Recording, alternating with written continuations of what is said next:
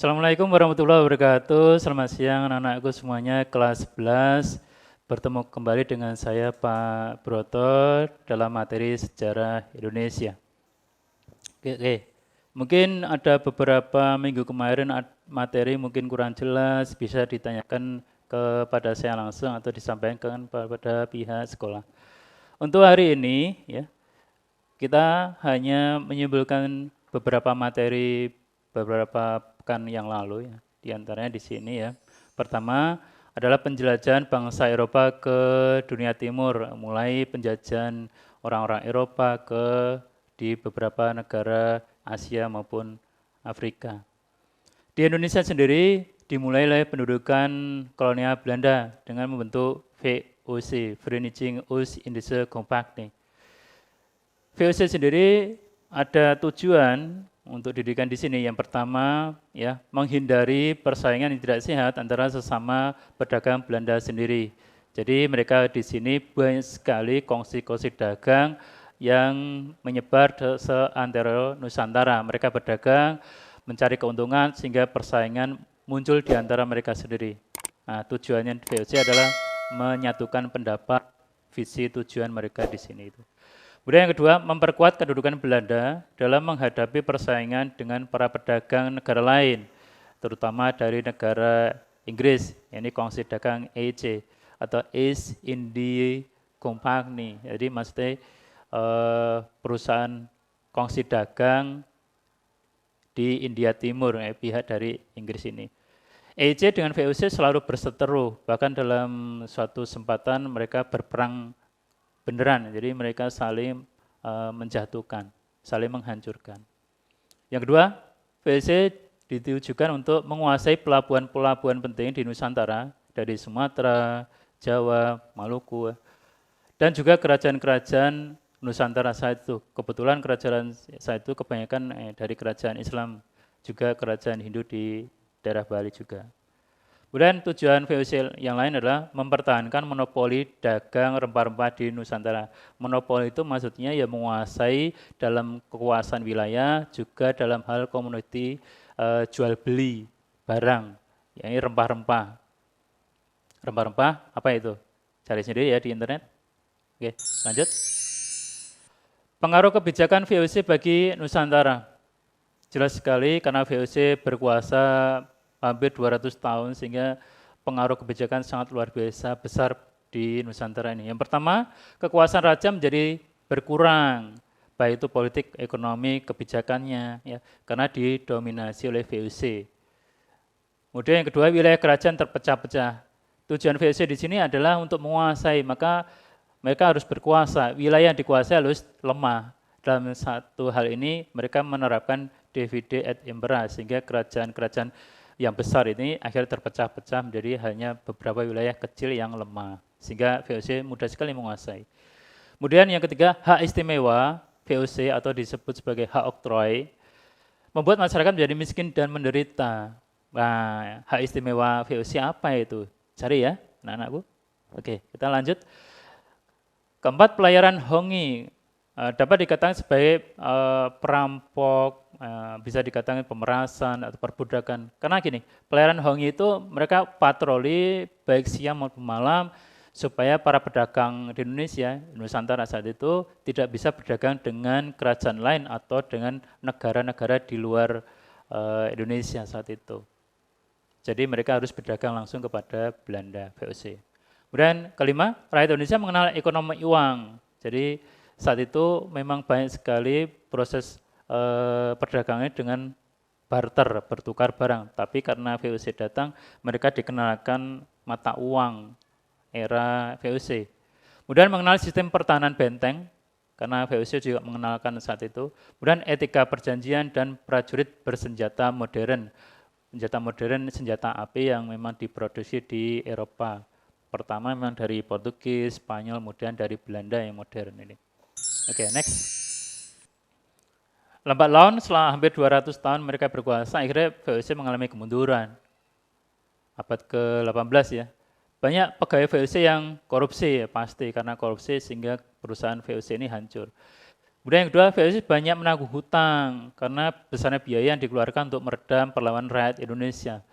Perlawanan rakyat Indonesia terbesar saat itu mungkin eranya Pangeran Diponegoro, sehingga kas yang dikeluarkan VOC sangat luar biasa besar, sehingga VOC menanggung hutang yang luar biasa besar. Kemudian yang ketiga, kemerosotan moral di kalangan penguasa akibat monopoli perdagangan. Para penguasa karena punya kekuasaan, mereka semena-mena. Semena-mena bukan hanya kepada bawahan rakyat Indonesia, tapi juga semena-mena pada golongan mereka sendiri, orang-orang Belanda. Kemudian yang keempat, tidak berjalannya verplicht leveransi, yakni penyerahan wajib bagi penduduk pribumi kepada penguasa lokal. Nanti diserahkan kepada pihak VOC. Penyerahan wajib berupa hasil bumi ya. Kemudian Pringer-Stelsel, aturan priangan, ini khusus diterapkan di daerah Bandung sekitarnya. Untuk mengisi kas yang kosong ternyata tidak berjalan ini. Kemudian yang kelima, meletusnya revolusi Prancis di Eropa sana, yang menyebabkan Belanda jatuh ke tangan Prancis. Harap diketahui bahwa Belanda ini memang dulu menginduk ke Prancis ya, sehingga Belanda akhirnya dijajah oleh Prancis. Lambat laun kemudian akhirnya Inggris menguasai wilayah Indonesia, kemudian Belanda akhirnya takluk kepada Inggris juga saat itu. Setelah beberapa ratus tahun, hampir 200 tahun, akhirnya VOC dibubarkan pada tanggal 31 Desember 1799. Oke, next. Setelah VOC bubarkan, akhirnya Belanda menguasai kembali, kerajaan Belanda menguasai kembali wilayah Nusantara. Kebijakan yang dilakukan oleh Gubernur Jenderal saat itu adalah Herman Willem Daendels. Ini pertama ya, untuk mempertahankan pulau-pulau Jawa ini supaya tidak direbut oleh Inggris karena peperangan yang luar biasa dari Prancis dan Inggris, padahal Belanda sendiri menginduk pada Prancis. Yang dilakukan Daendels adalah pertama membangun benteng-benteng pertahanan baru di seantero Nusantara ini. Kemudian yang kedua membangun pangkalan angkatan laut di Anyer itu di daerah Banten, dan Ujung Kulon juga sama ya di Banten ya. Kemudian yang ketiga meningkatkan jumlah tentara dengan mengambil orang-orang pribumi. Jadi orang-orang pribumi di Jawa, Sumatera, di Maluku, di daerah Kalimantan, Sulawesi, mereka diambil untuk menjadikan tentara kolonial. Kalau orang Jawa pasti tentara dari Jawa itu dikirim ke Sulawesi, atau orang Maluku dikirim ke Aceh, atau orang Aceh dikirim ke wilayah-wilayah di luar daerah mereka. Dan yang keempat membangun jalan raya pos dari Anyer sampai ke Panarukan. Anyer itu di Banten, Panarukan di Jawa Timur. Jalan raya pos ini memang hanya untuk mobilisasi pasukan, kemudian alat-alat berat ya, bisa mereka cepat nih. Jalan raya pos ini kemudian lebih dikenal dengan jalur Pantai Utara atau Pantura sekarang. Next. Setelah Belanda kalah, sehingga Inggris menguasai wilayah Nusantara. Muncullah perjanjian kapitulasi Tuntang. Tuntang itu kalau tidak salah dekat dengan wilayah Salatiga, walaupun distriknya masih Kabupaten Semarang ya.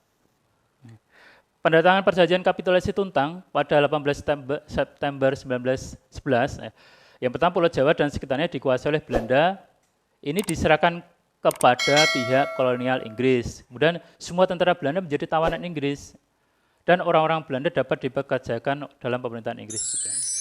Oke, next. Pemerintahan kolonial Inggris ya. Raffles saat itu melakukan langkah-langkah. Pertama, segala bentuk kerja rodi, penyerahan wajib dihapuskan, diganti penanam bebas oleh rakyat. Kemudian yang kedua, peranan para bupati sebagai pemungut pajak dihapuskan. Kemudian yang ketiga, atas dasar pandangan bahwa tanah itu milik pemerintah, maka rakyat itu dianggap sebagai penyewa. Tapi di kemudian hari akhirnya wilayah Indonesia dikembalikan lagi kepada pemerintahan Belanda, ada perjanjian Traktat London saat itu. Kalau tidak salah ya, mohon dikoreksi. Kemudian Belanda menerapkan tanah paksa, Kulturstelsel. Ini mungkin penerapan banyak, tapi justru yang dipraktikkan penyimpangan-penyimpangan.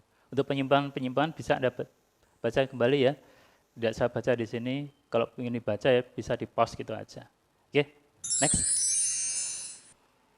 Perlawanan terhadap kolonialisme ada banyak sekali pasti ya, dari Nusantara, seantero Nusantara ini dari Sabang sampai Merauke terjadi peperangan terhadap Belanda ini. Mulai dari perang Tondano ya, kemudian perlawanan Patimura, Patimura lebih dikenal dengan Ahmad Lesi atau Matulesi, kemudian perang Padri, Padri itu dikenal dengan Imam Bonjol tokohnya. Perang Diponegoro pasti ya Pangeran Diponegoro, perang Aceh ada beberapa tokoh ini, Cut Nyadim, Tuku Umar, Tengku Cikditiro, kemudian perang Bali, Ketut Jelantik, kemudian perang Banjar, Pangeran Antasari kalau nggak salah ya tokohnya, kemudian perang Tapanuli kalau nggak salah tokohnya Sisingamangaraja 12. Kalau untuk detailnya bisa Anda baca di buku diktat atau buku LKS, silakan baca ya. Mungkin itu yang bisa saya sampaikan. Terima kasih atas perhatiannya anak-anakku. Selamat siang. Wassalamualaikum warahmatullahi wabarakatuh. Siap.